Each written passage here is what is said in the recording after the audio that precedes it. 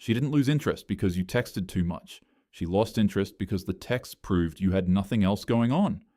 That's the part nobody wants to say. Everyone blames the frequency, the double texts, the back-to-back messages at 11 p.m. But frequency is not the problem.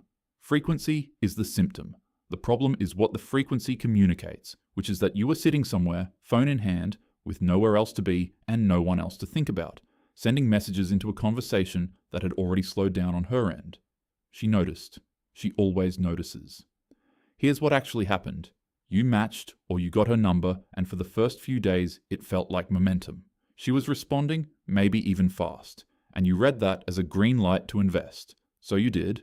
You started sending more, longer messages, checking in during the day. Good morning texts she didn't ask for.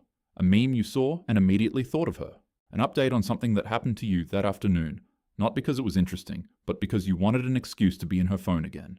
You kept the conversation warm because you were afraid of what would happen if it went cold.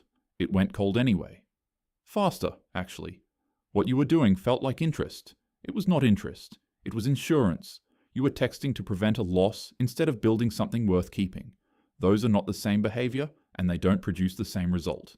Insurance is what you buy when you're scared. She can feel scared. It doesn't read as romantic. It reads as fragile.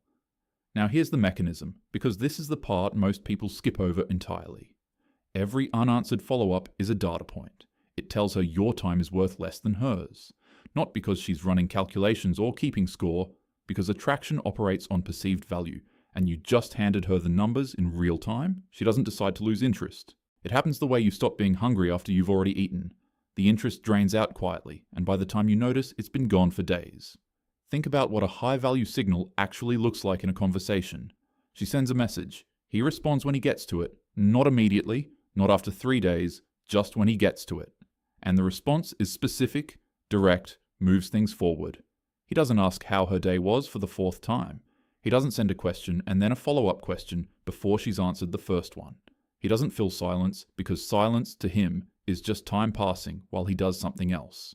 That pattern, unhurried, unbothered, moving at his own pace, tells her something without saying anything. It tells her he has a pace, that there's somewhere he's coming from and somewhere he's going. The guy who texts too much has no pace. He's just available, fully, completely, visibly available, all the time, at whatever speed she sets. And full availability is not attractive. It's concerning. There is a specific version of this that most guys have lived through at least once. The conversation is going well. She's responding, matching the energy, a little playful. Then she takes a few hours to reply. You wait. You check your phone. Still nothing.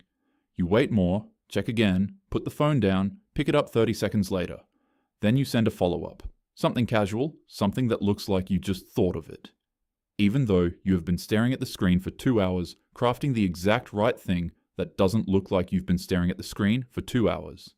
She sees through it immediately, not because women have some special intuition, because the message carried the energy of someone who had been waiting, and waiting has a texture to it that comes through even in text.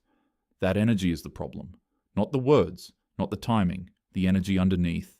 And here's what most guys try to do when they recognize this pattern. They try to fix the behavior without fixing what's underneath.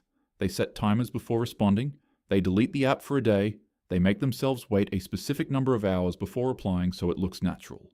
None of it works long term because the anxiety is still there, just managed. She can still feel it in the phrasing, in how eager the response is when it finally comes, in how quickly the conversation accelerates after she goes quiet for a while, in the way his messages get slightly longer and slightly more accommodating every time she pulls back. You cannot fake being unbothered. You have to actually be unbothered. Those are two completely different projects. Actually being unbothered means your life is full enough that her response time is not a variable you're tracking, not because you're indifferent to her, because other things are also pulling at your attention. Your work, something you're building, a physical practice you take seriously, friends you actually spend time with, not just text. When those things are real and demanding, checking your phone every 20 minutes stops being possible. Not because you're disciplined, because you're occupied. There's a program in the link below, Chad Starter Pack. 30 days, $27.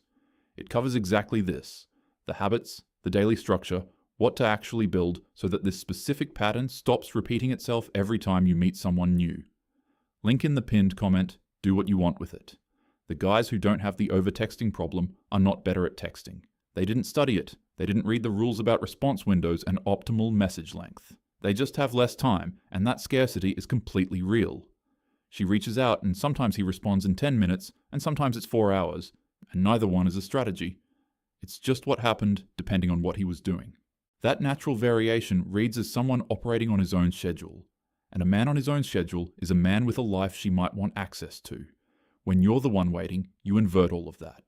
You become the person who needs the conversation more than she does. People are not attracted to whoever needs them more. That is not a rule someone invented. Watch how you behave in the relationships where you're less invested.